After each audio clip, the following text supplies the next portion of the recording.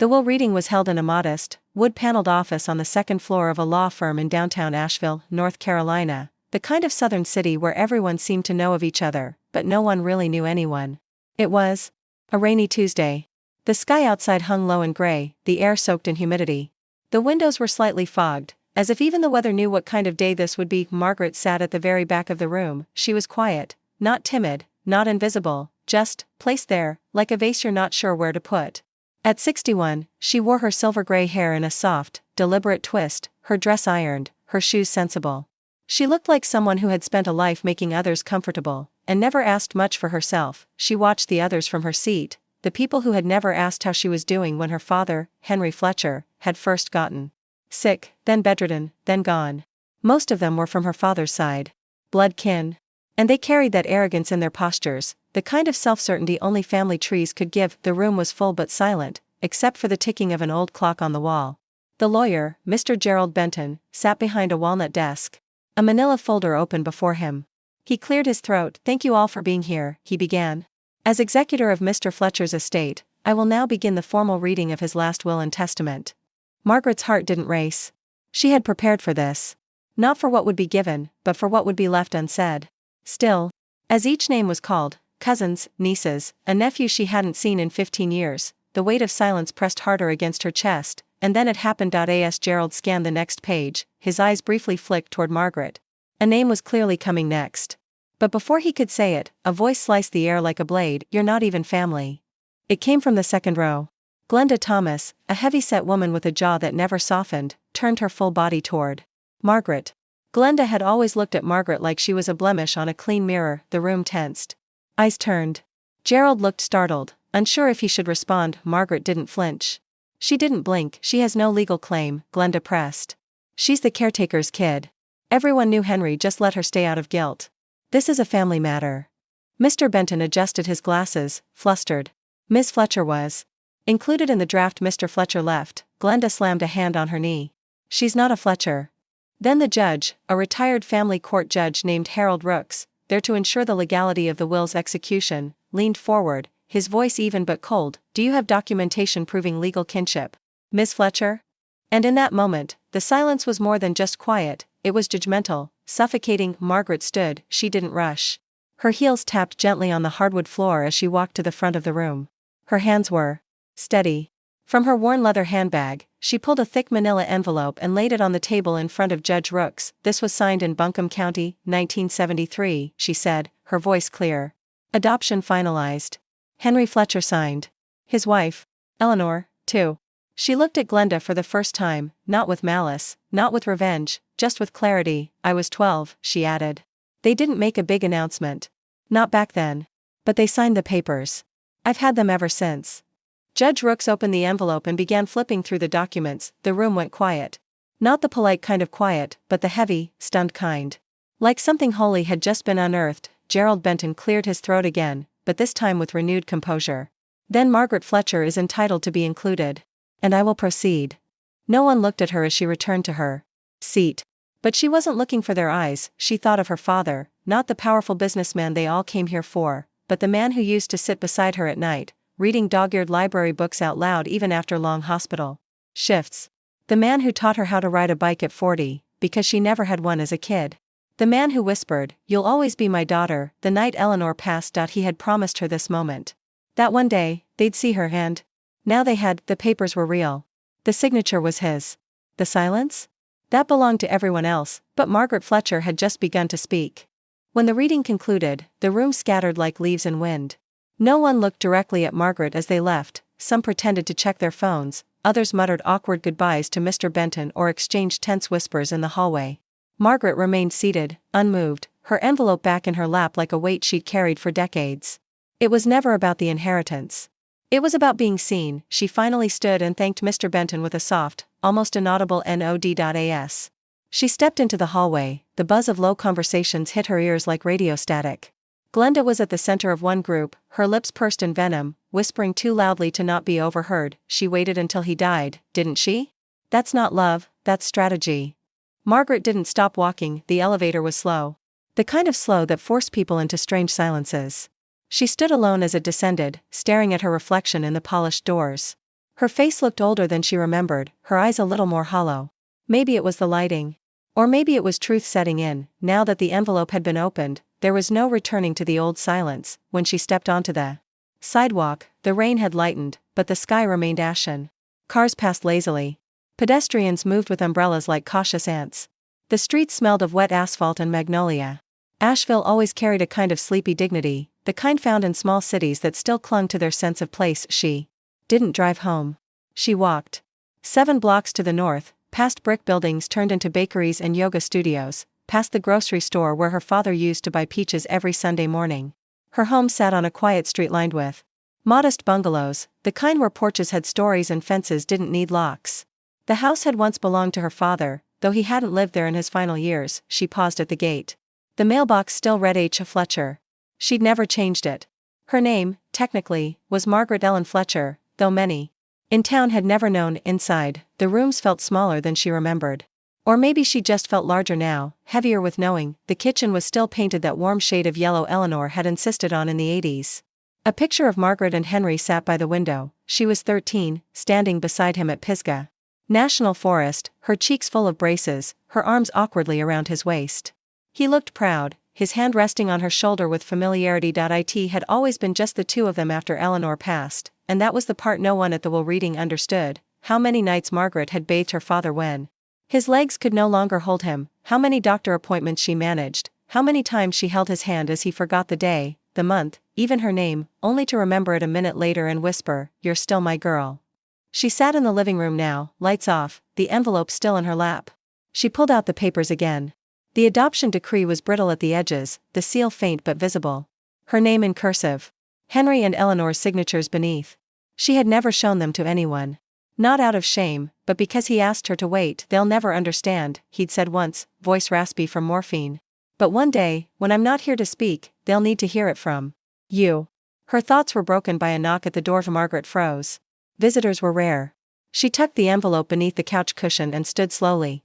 When she opened the door, she found a man in his mid-30s, damp from the rain, his tie loosened, a leather messenger bag slung over one shoulder. "Miss Fletcher?" he asked, voice polite. "Yes? My name's Daniel Holt. I'm a probate assistant with Mr. Benton's office. He asked me to bring you some additional paperwork." He reached into his bag and produced a thin envelope. She accepted it, but didn't invite him in. He lingered. I was in the room earlier. During the will reading. I was standing in the back." She said nothing, waiting. "I just wanted to say, that took guts. I've been in those readings for 5 years. And I've never seen anything like that." Her gaze softened, though her shoulders didn't. He nodded respectfully, sensing her hesitation, and turned to go. "Mr. Holt," she said just before he stepped off the porch. "Was my father, did he mention me to your office? Before he passed?" Daniel paused. "Actually, yes. A few times. He asked us to make sure the adoption papers were on file. Said they might come in handy." Her throat tightened, but she nodded. "Thank you. Have a good evening, ma'am." When the door shut behind her, Margaret leaned against it for a long time. The world outside still didn't see her as part of the family. But maybe, just maybe, the law finally did. And that was a beginning. She sat back down, took the new envelope from Daniel, and opened it. Inside were copies of her inheritance declaration, property documents, and a handwritten note on firm letterhead. "Margaret, your father insisted this be added. The cabin in Pisgah is yours. He said you'd know why." Gerald Benton, her breath caught. The cabin, she hadn't been there since the summer she turned 16. The summer Henry said, "One day, you'll bring your own family here." And maybe she still would, but first, she'd have to go back. The next morning broke crisp and clear, the sky scrubbed clean by the previous day's rain. Sunlight poured through the kitchen window as Margaret stood barefoot on the tiled floor, her fingers wrapped around a warm mug of tea. It was chamomile. Her go-to in moments when life pressed too hard. She held the envelope from Mr. Benton's office on the counter, opened but not yet fully explored. The word cabin still echoed in her mind like a bell from a far-off church. It had been over. For decades since she last stepped foot there, nestled at the edge of Pisgah National Forest. Hidden past dirt roads and trees that knew how to keep secrets. It was where Henry had taken her the first summer after the adoption was finalized. It was also the place she stopped going after Eleanor died. She ran her fingers across the deed. It was real. The name on it wasn't "Caretaker's daughter." It was Margaret Ellen Fletcher, legal owner of a 2-bedroom log structure with an acre of wooded land and creek access. Her father's name sat beside hers, scratched in signature, one last time, she didn't pack much. A small duffel bag with sweaters and jeans, an old thermos, and the manila envelope. She didn't tell anyone she was going. There was no one to tell. And maybe that was what made it all feel so strange, that at 61, the only one who would have cared she was leaving town was the man who had left her first. By late morning, she was behind the wheel of her 2007 Toyota Corolla, winding west through the Smoky Mountain foothills.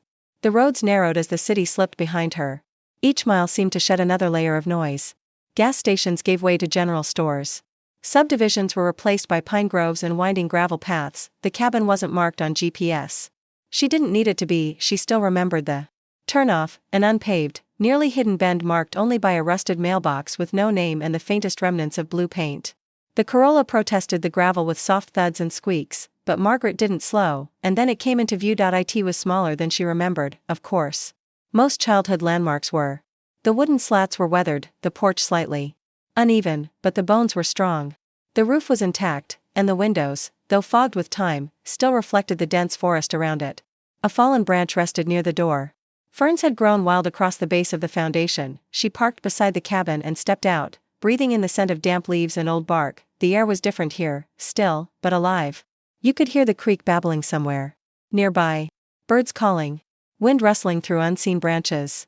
It was a soundscape that didn't beg to be noticed, but would fill the silence once you stopped to listen. The front door creaked open after a firm push.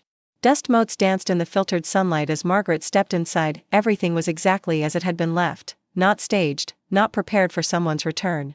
Just paused. A sofa sat beneath a faded quilt. A bookshelf leaned slightly to the left, its volumes still arranged in alphabetical order, something Eleanor had insisted on, even for their summer home. In the corner, a wood-burning stove stood like a monument. And above the mantel, a photograph hung, Henry, young and sunburned, holding a fish beside a girl with braids and a crooked grin. Margaret stepped closer. The photograph was slightly tilted. She gently fixed it. In the small back bedroom, she found the bunk bed still made with plaid sheets. She used to sleep on the top bunk, feet dangling as she read mystery novels long after bedtime. Her father used to whistle in the kitchen early in the morning while frying eggs and sausage. Pretending not to know she was awake, she sat on the edge of the bed now, the frame creaking beneath her. It was quiet, until it wasn't. A car door slammed outside. Margaret froze. Through the narrow bedroom window, she caught sight of a dark blue SUV parked beside her Corolla. A figure stepped out, tall, gray-haired, unmistakably angry. It was Calvin Fletcher, Henry's nephew, Glenda's older brother, and the family's unofficial enforcer when it came to business matters. He marched to the porch, didn't knock. Just opened the door and stepped inside like he owned it. Margaret stood before he entered the room. "What are you doing here, Calvin? You don't belong here," he snapped. "This place is family property. You showing your little envelope doesn't change the truth." She didn't flinch. "It was in the will." "Bullshit." Margaret stepped closer, jaw set. "You were at the reading. You saw the papers. This was left to me." He laughed, that bitter, cutting sound people use when they're trying to hide rage. "Henry was old. Sick. You think you didn't influence him? He was vulnerable.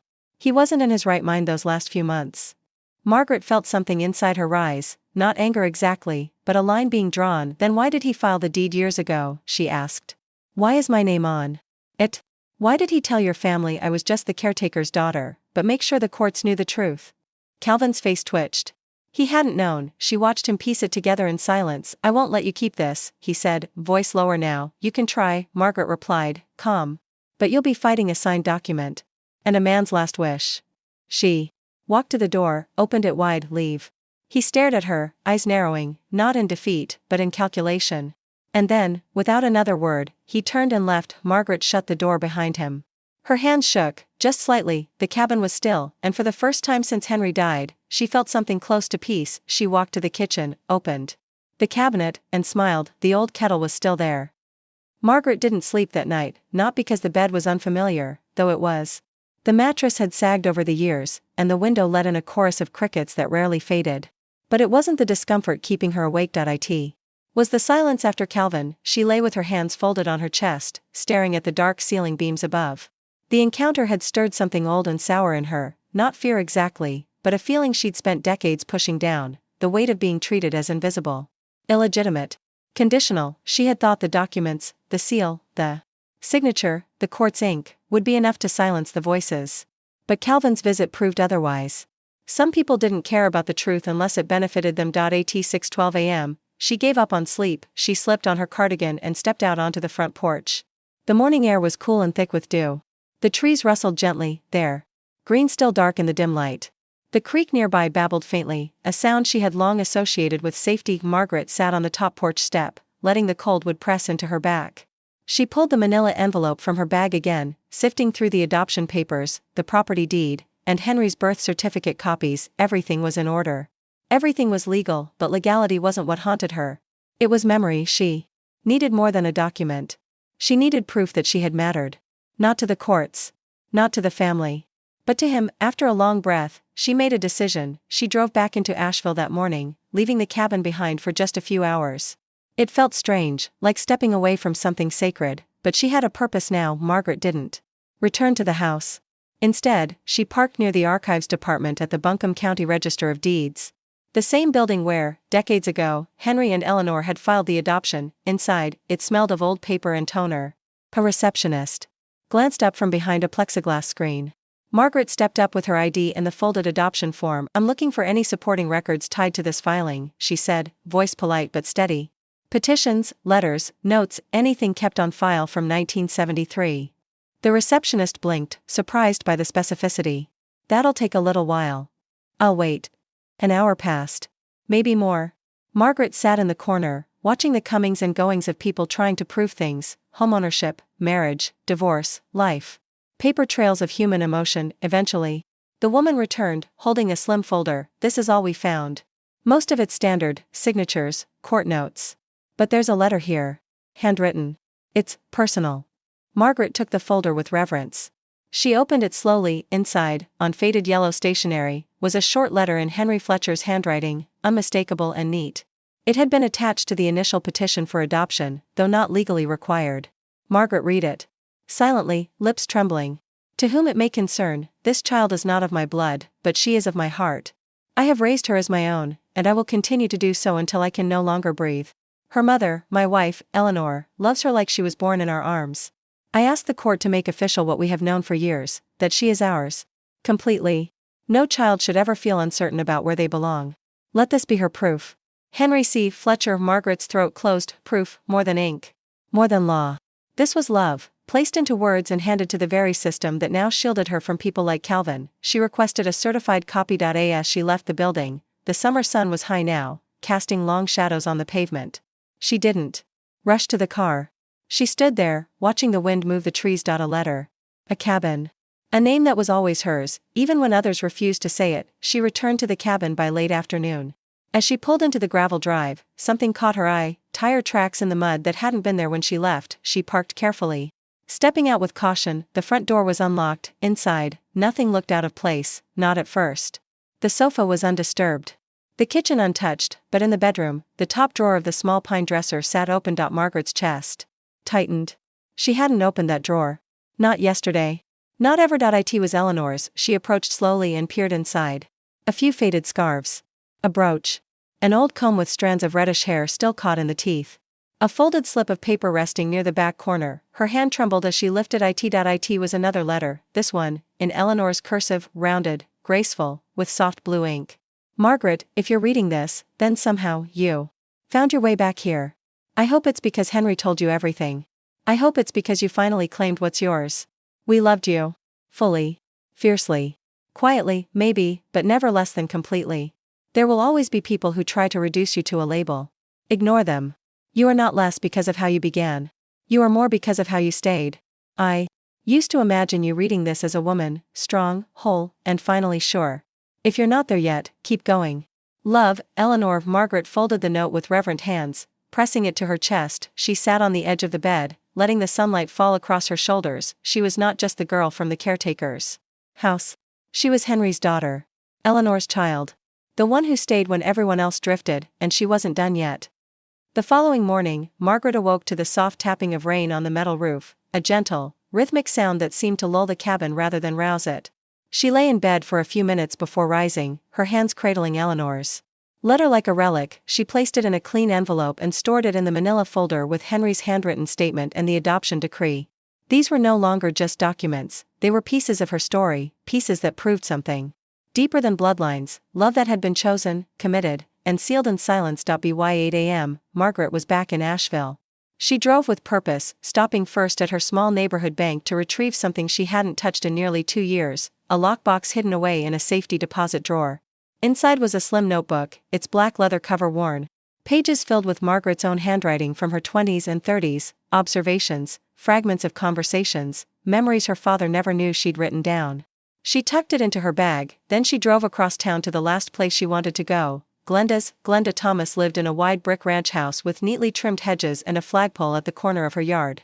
Margaret had only been there twice in her entire life, once for a family gathering, where Glenda introduced her as the girl who helps Henry out, and once to deliver medication when Henry was briefly in Glenda's care after a hospital stay. She parked at the curb and took a deep breath before ringing the bell. The door opened slowly. Glenda's face was instantly sour.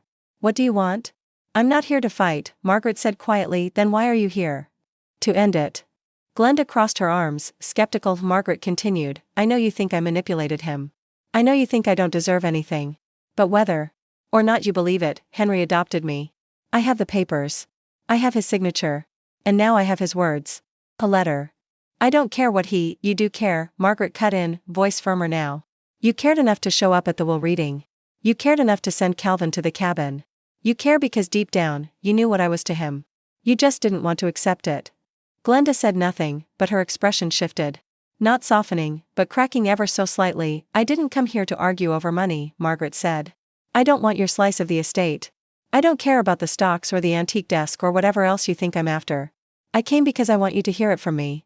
She reached into her bag and pulled out a photocopy of the letter Henry had written to the court. She handed it over. Glenda took it reluctantly. Her eyes skimmed the lines, her mouth tightening. "That doesn't change biology." "No," Margaret said. "But it changes history. And it tells the truth." A silence passed between them. Heavy. Loaded. Finally, Glenda looked up. "So what do you want? Applause? A family reunion?" "No," Margaret said, backing away. "Just peace. And for you to stop pretending like I was never there." She turned to leave, but paused on the porch. "And one more thing, Calvin broke into the cabin. If he tries it again, I will press charges." Glenda's eyes narrowed, but she said nothing. Margaret left without waiting for a response. That afternoon, Margaret drove to the cemetery. Henry's headstone stood beneath a young oak tree near the edge of the grounds. She hadn't been back since the funeral. It had rained that day too, heavier than now.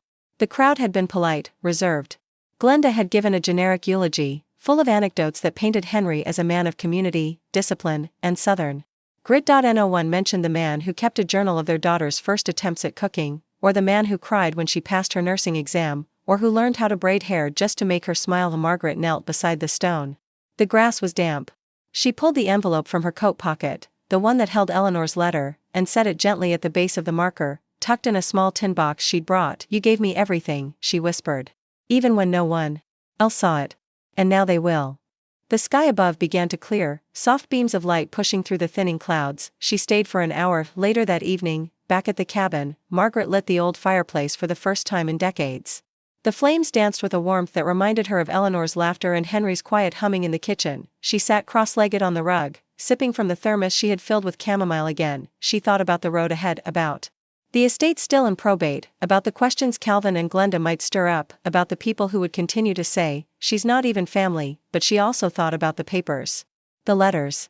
The childhood memories not even the court could take from her, and the one unshakable truth: she belonged, not because of blood, not because of money, but because she had been chosen. And because she had stayed. 2 days after Margaret's quiet visit to the cemetery, a formal notice arrived at her Asheville home, a thick, official-looking envelope from the probate court. She'd been expecting routine paperwork, perhaps a final statement of asset distribution.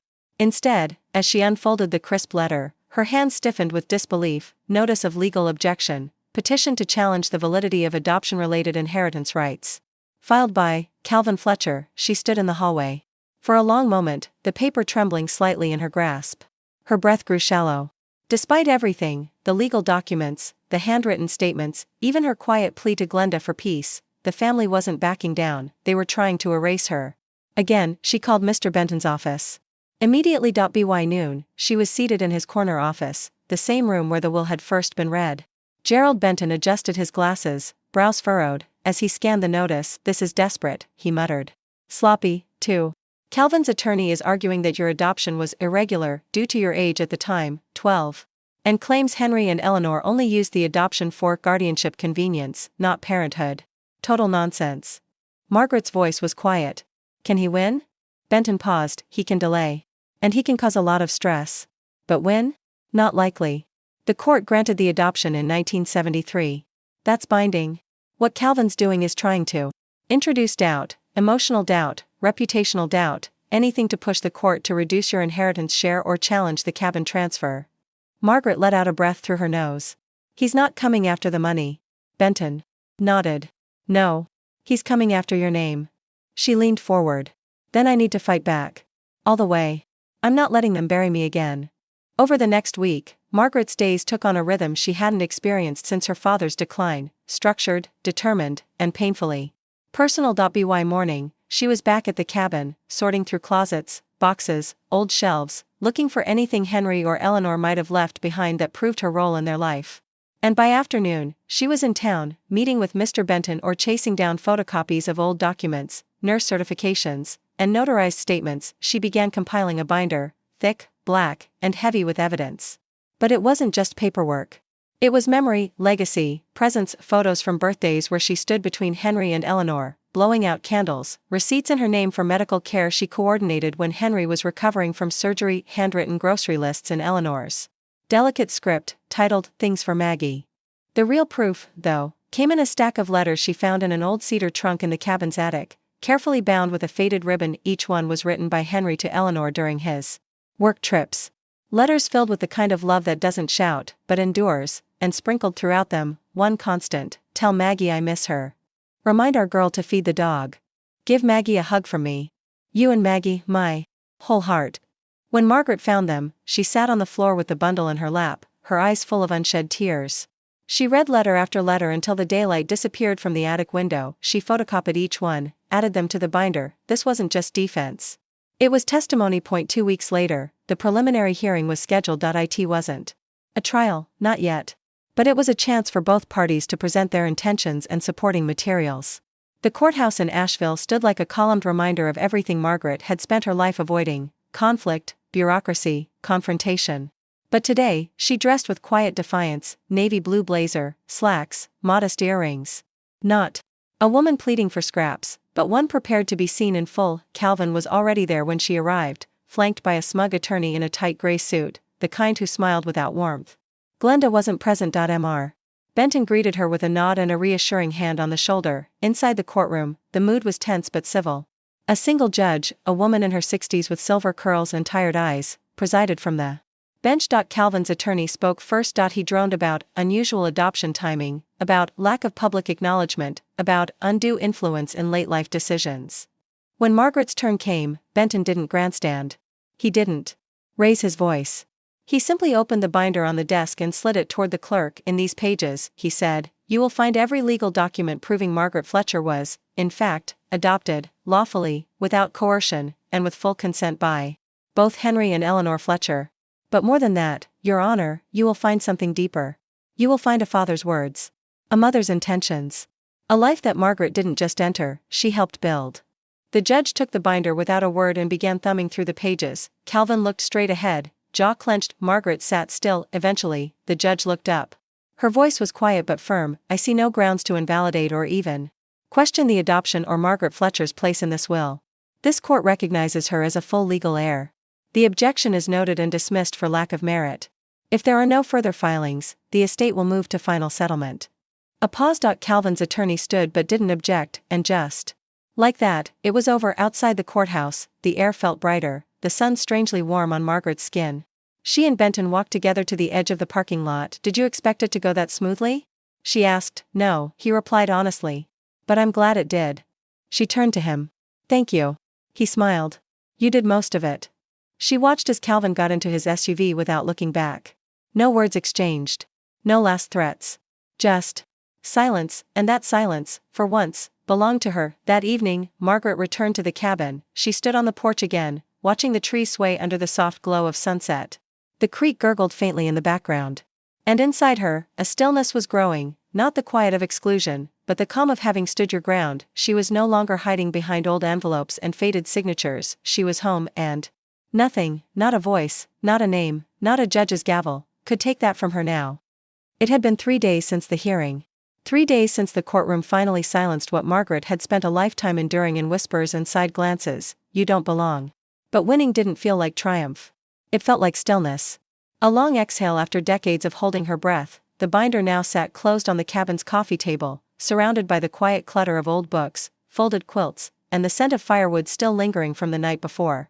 She hadn't moved it, maybe because she didn't want to, or maybe because part of her still needed it nearby, like a shield not quite ready to be set down. That morning, a letter arrived at her Asheville mailbox.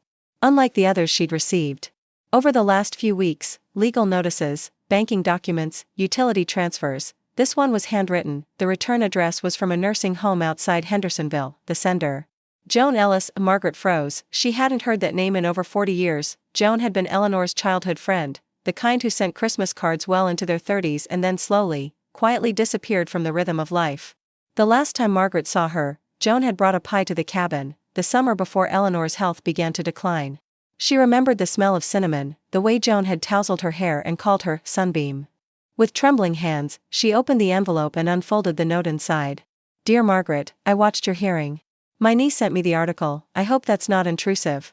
I never reached out after Eleanor passed. I should have. There are things I wish I had told you, and things I think you should know now. Especially with everything being so public. Would you come see me? If you can spare the time, I'd like to talk. Fondly, Joan Ellis. Margaret stared at the paper.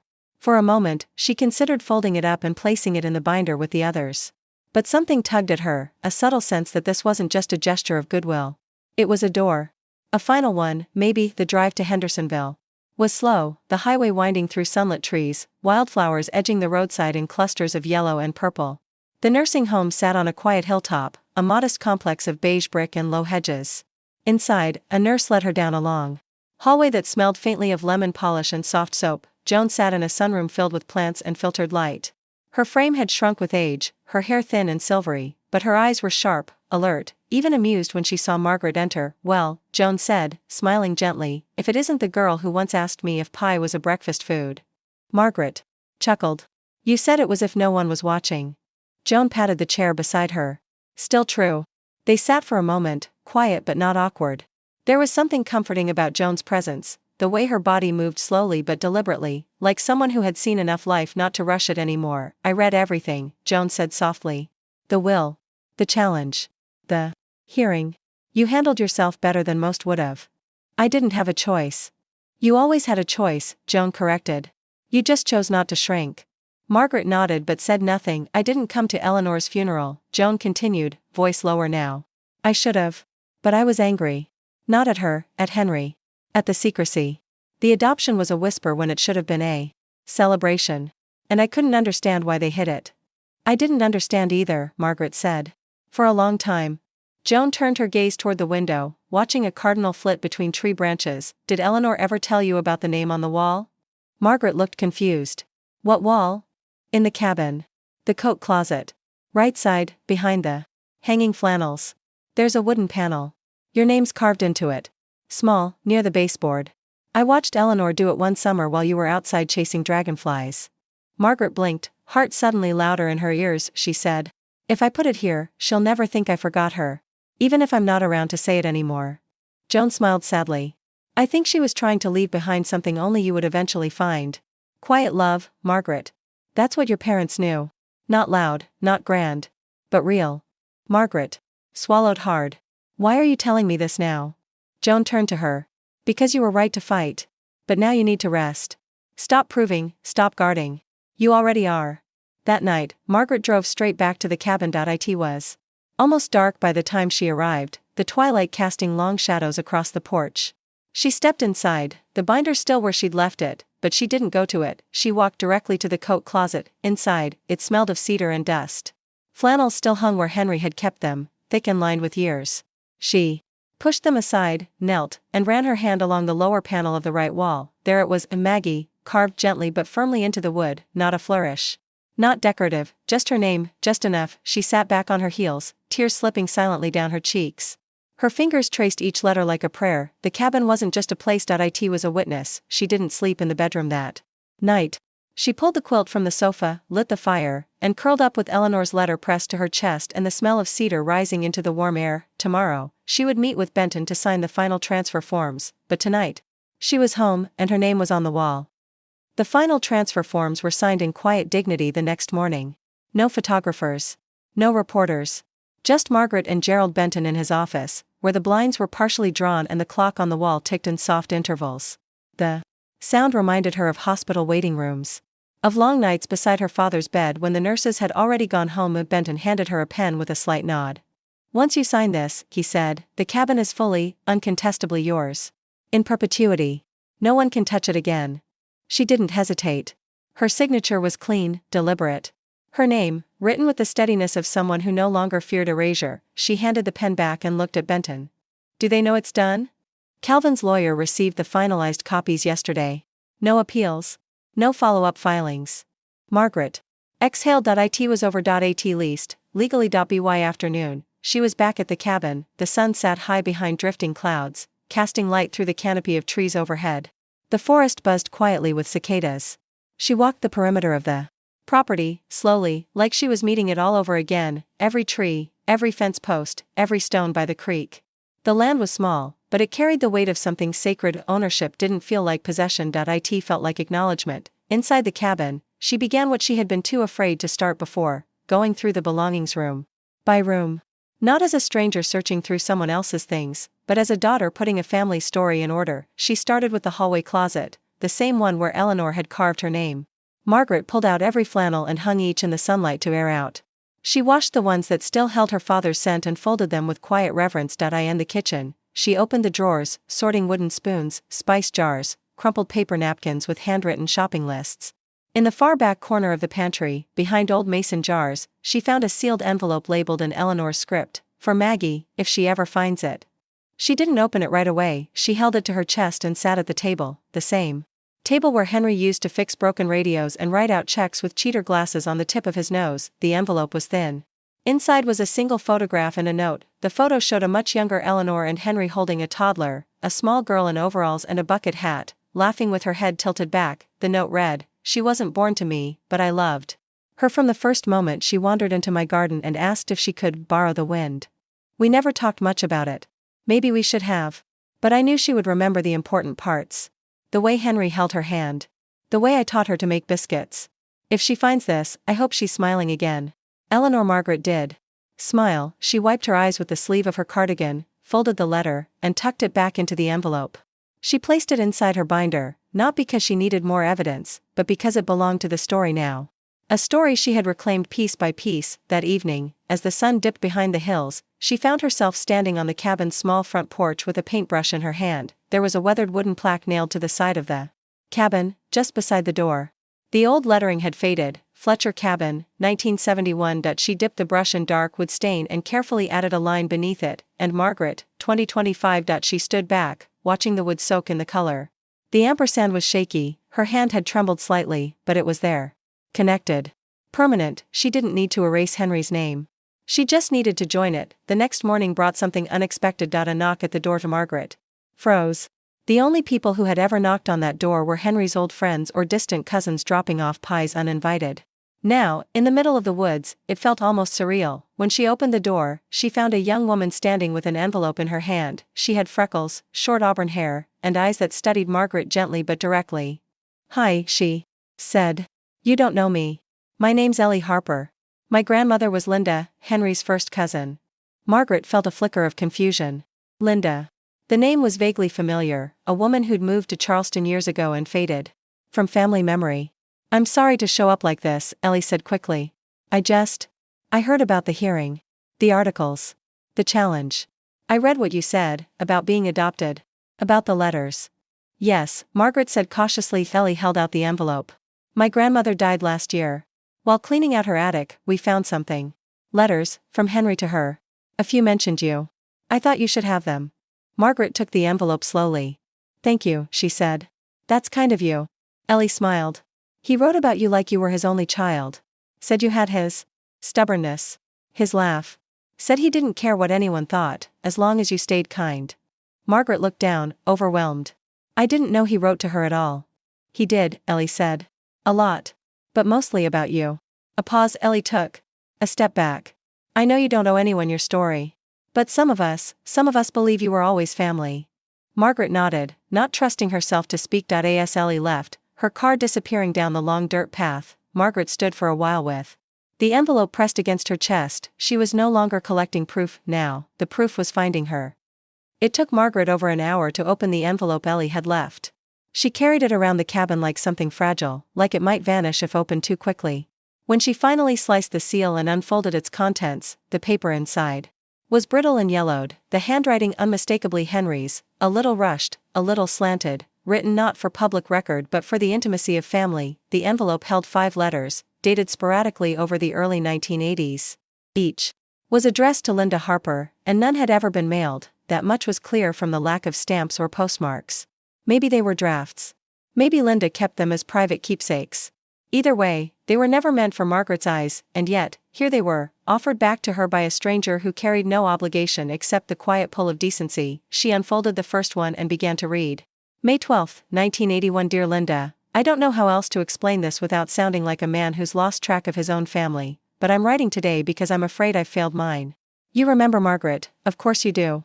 You met her that summer at the cabin, the girl with the stick collecting ants like they were treasure. Well, she's grown now. Not grown up, not yet, but growing. She calls me Dad now. No one told her to. She just did it. It caught me so off guard the first time I nearly dropped the wrench I was holding. I said nothing, and then she looked at me, just looked, and I knew if I didn't say it back, I'd never forgive myself. She isn't my blood. You know that. But that doesn't change what's happening in this house. I tuck her in. I teach her right from wrong. She's becoming me in all the good ways and all the ways I hope don't ruin her. The others don't like it. Glenda especially. They think it's inappropriate. That it's charity gone too far. But if they spent one day with her, just one, they'd understand. They'd see what Eleanor and I see. She's ours. In every way that matters. Henry. Margaret had to stop reading after that one. She placed it gently on the table and went outside. The air was warm, thick with the scent of pine and damp leaves. She sat on the porch steps, staring at the forest in front of her, trying to find the right place in her body to store the emotion pressing outward, something between grief and grace. She wasn't crying because she was sad, she was crying because he had written it down, without knowing that one day, she'd need it like oxygen. Later that evening, she returned to the kitchen table with a glass of water and the remaining letters. The sun had set, and the only light came from the amber-glowing lamp above the stove. Each letter peeled back layers Margaret didn't know she had, fears she thought were hers alone, memories she believed no one else had held on to. In one, Henry recounted a moment when Margaret had tried to fix the lawnmower at age 16, insisting she could figure it out without a manual. He wrote that he sat by the window and watched for over an hour, silently proud that she cursed like him and refused to give up like Eleanor. In another, he admitted to Linda that he hadn't told the rest of the family about the adoption. Not out of shame, but out of protection. They wouldn't understand, he wrote. They'd find ways to unmake her. The last letter was the shortest.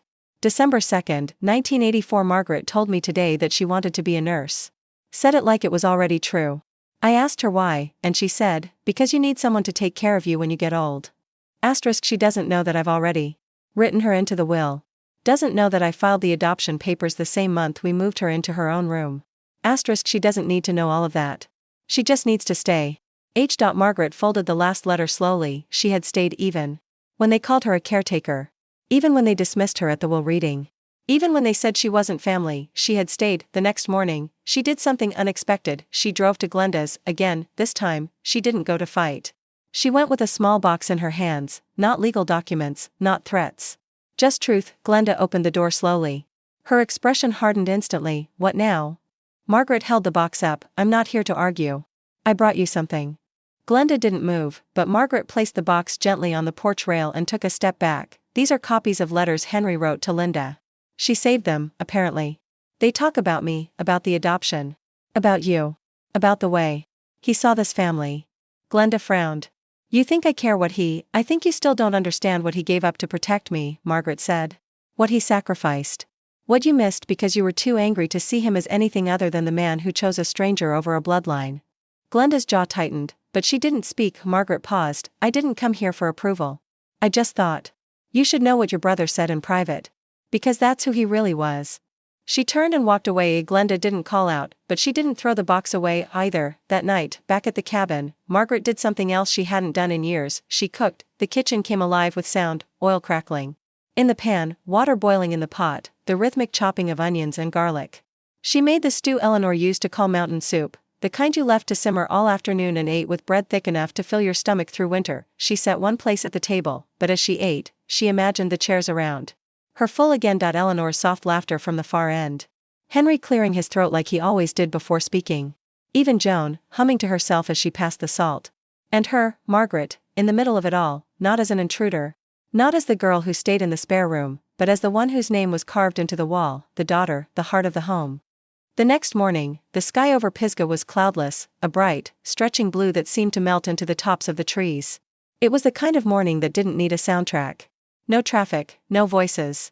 Just birdsong and the soft groan of the trees waking in the wind. Margaret stepped outside barefoot, her coffee warm in her hand, the grass damp and cool beneath her feet. She stood for a long time, watching sunlight cut between branches like golden string. After all the storms, in courtrooms, in memory, in bloodlines, this moment of peace felt almost suspicious, but it was real, and it was hers. Back inside, the cabin smelled of wood and dried pine needles. The to-do list she had taped to the fridge was nearly finished, plumbing checked, the roof patched, the pantry stocked. She'd bought curtains, too. Blue ones, like Eleanor used to hang in the old house. They softened the light in the front room and made everything feel a little less temporary. Still, one thing remained undone, the photo wall, near the fireplace. A crooked series of nails lined one wall, remnants of pictures that had once hung there. Henry fishing, Eleanor at the cabin sink laughing at something just out of frame, Margaret with braces and skin knees standing beside a snowman. Most of the frames had been packed away or lost. Some had faded until the images were just ghosts, but one frame, the largest, remained face down in a drawer she'd been avoiding. That morning, Margaret opened it. Inside was the photo Glenda had taken at the only Fletcher family reunion Margaret ever attended. She was 16. They had told her to stand in the back, not as punishment, they said, but so everyone would fit. In the picture, her face was half obscured by a cousin's shoulder, her smile too polite to be real, but Henry's hand was visible, resting firmly on her shoulder. A small thing. Easy to miss, but not to her. She removed the photo carefully and took it outside. She stood in the sun, studying it. She didn't cry. She just stared. Then she tore it in half, not out of anger, out of precision. She kept the right half, the part with Henry's hand on her shoulder, and placed it in a new, smaller frame. She tucked it onto the mantel beside Eleanor's pie recipe and a jar of dried lavender from the garden. The past wasn't being erased. It was being redrawn. That afternoon, she drove into town. The Asheville Historical Society was holding a community photo preservation event, a chance for local residents to bring old family photos for free digitization and archival. Margaret hadn't planned to attend.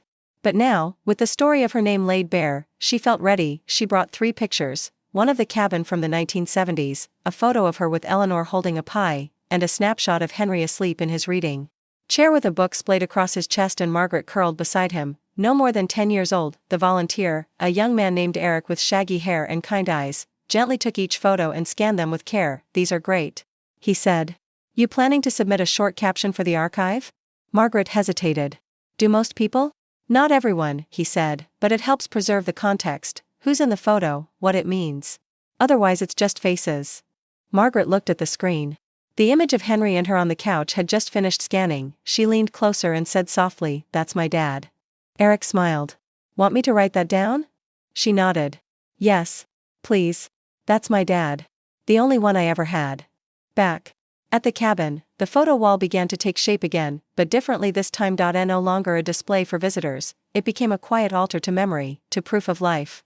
Margaret placed the old photos with new ones, snapshots of the cabin under snow, a Polaroid of her garden blooming last spring, and a recent picture of her standing beside the newly restored plaque that now read, "Fletcher Cabin, 1971 and Margaret, 2025." She even framed Ellie Harper's letter. Not out of sentimentality, but because it marked a turning point, the first time someone from that side of the family acknowledged her not as a threat, but as a daughter. She made space on the wall for one last photo. It hadn't been taken yet. The next weekend, Margaret set the timer on her phone and propped it on a rock outside the cabin. She stood in front of the porch, arms crossed lightly, the woods behind her. She didn't smile wide. She didn't pose, she simply stood in the truthy click. When the photo appeared, she didn't flinch. There she was, the last one standing, not as the outsider, not as the caretaker, but as the heir. The daughter. The homebuilder. Later that night, she wrote a letter. She didn't know if she'd send it, but she needed to write it anyway. Dear Glenda, I don't expect an apology. I don't even expect understanding. But I wanted to tell you something I didn't say on your porch. I forgive you, not because you asked. Not because I need to be noble. But because I don't want to carry your words with me anymore. I don't need anyone else to confirm who I am. My name is Margaret Ellen Fletcher. I live in the cabin your brother left me. My name is carved in the wall. And that's enough. She folded the letter and placed it in the binder, then she closed it for good. It was early September when the knock came. A Wednesday, cool, damp, and unremarkable until that sound broke the hush of the afternoon. Margaret had been in the back garden, trimming the rosemary bush Eleanor had once planted and half-jokingly called her legacy. Her hands were still covered in soil when she heard it, 3 solid knocks on the cabin door, not a delivery. Not a neighbor. Not a mistake. She wiped her palms on her apron and opened the door. There stood Glenda. Behind her, half shielded by the porch beam, was Calvin. Margaret's heart paused, not out of fear, but out of a weary kind of curiosity. Glenda wore her usual pressed blouse and large brooch, though it sat slightly crooked today. Her mouth opened like she had rehearsed something, then closed again. Calvin looked as if he had aged 10 years since the hearing. The lines around his eyes had deepened, and he wasn't wearing a tie for once, just a checkered shirt and hands stuffed into his pockets. Margaret didn't speak. She simply stepped back and opened the door wide. Glenda blinked. We didn't come to fight, she said. I assumed not, Margaret answered quietly. The cabin welcomed them with the creak of old wood and the low hum of the fan in the corner. Margaret motioned to the dining table. It was clear. Only a small jar of lavender sat in the center. Saturday there was a pause, long, awkward, and pulsing with all the history left unsaid. Calvin cleared his throat. We've been thinking about everything. Margaret nodded once. I'm listening. Glenda took a breath, her hands folded too tightly on the table. I read the letters. The ones you left. The ones from Henry, she said. You read them? Margaret asked, genuinely surprised. I read every word, Glenda replied, eyes steady now. Twice. And? Margaret pressed, calm but direct. Glenda's mouth twitched. And? I was wrong. Silence. Calvin looked up for the first time. We both were. The words sat in the air like soft thunder, not loud, but undeniable. Glenda continued. I spent years convinced you were a symbol of something that took our family away. I told myself that Henry adopted you out of guilt, or loneliness, or convenience. Anything to explain it in a way that made sense to me. She paused, but I read those letters and saw something else. I saw a man choosing love over tradition. And maybe that scared me more than I realized. Margaret leaned back in her chair, her hands resting in her lap. Why now? Because, Calvin said, we realized we didn't just lose a legal battle. We lost someone we should have known. Someone who was family, and we were too proud to see it. Glenda's eyes grew misty. I kept telling myself blood was everything. But blood never made Henry come to my school plays. Blood didn't make him show up with soup when I had pneumonia. He did that for you. And I never asked him to, Margaret said softly. I know, Glenda whispered. That's what makes it worse. Margaret didn't rush to forgive them. She let the words hang, let the discomfort do its work. She watched them, older now, heavier with regret, and thought of all the birthdays they'd missed, all the dinners where her seat sat empty even when she was in the room. But something had changed, not everything. But enough. Margaret stood without a word. She walked to the bookshelf, pulled a photo album from the lower shelf, and returned to the table.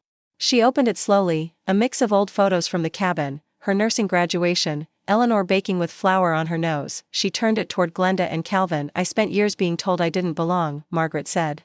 But this place, these memories, they don't need your approval. Still, if you want to know who I was to them, this is where you start. Glenda reached for the album with trembling fingers. They looked through it in silence. Calvin lingered on a photo of Margaret and Henry sitting on the porch, both laughing, a book in her lap. He swallowed. I don't remember ever seeing him that happy. I do, Margaret said. He smiled like that when he was proud. He was proud of us. All of us. Even you, even when you made it hard. Calvin nodded, jaw tightening. I know. They stayed for nearly an hour, flipping through pages, asking small questions. About Eleanor's garden. About Henry's old truck. About the plaque on the front porch that now bore Margaret's name. Before they left, Glenda turned at the door. You were right, she said. About everything. We can't change how we treated you, but if you ever want to come to the next family gathering, if we even deserve to call it that, there'll be a seat. With your name on it. Margaret smiled. Not a yes. Not a no. Just a peace offering accepted. When they were gone, the house felt still again, but different, not because anything had been erased, but because something had finally been heard. That night, Margaret went to the coat closet one more time. She knelt and ran her hand along the carved letters at the baseboard, Maggie below it. With a small pocket knife and a steady hand, she carved a new word, stayed. She didn't need their permission. She didn't need a signature, she had made a home out of the silence, and now, finally, they had heard her voice. Autumn arrived like an old friend, slowly, then all at once. The forest surrounding the cabin glowed with amber and rust, leaves falling in slow spirals and gathering along the porch steps. The air had turned crisp, and the mornings began. With a thin mist rolling off the creek. Margaret found herself waking earlier, not from anxiety now, but from purpose. There was still work to do, not legal work. That part had ended.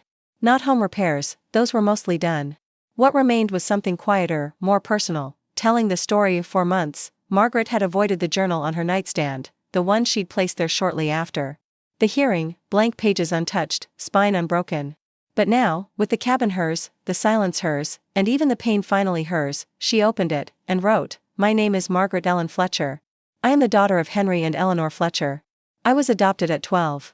But I was theirs long before that. This is the story of how I stayed. She wrote a little each day. About the morning Eleanor taught her how to boil eggs without cracking the shells. About the time Henry missed a board meeting to take her to the science fair. About the day she signed the adoption papers with a red ribbon in her hair, because Eleanor said red meant, not afraid. As the words poured out, she realized something unexpected. The story wasn't just hers. It belonged to the people who never got to speak their truth.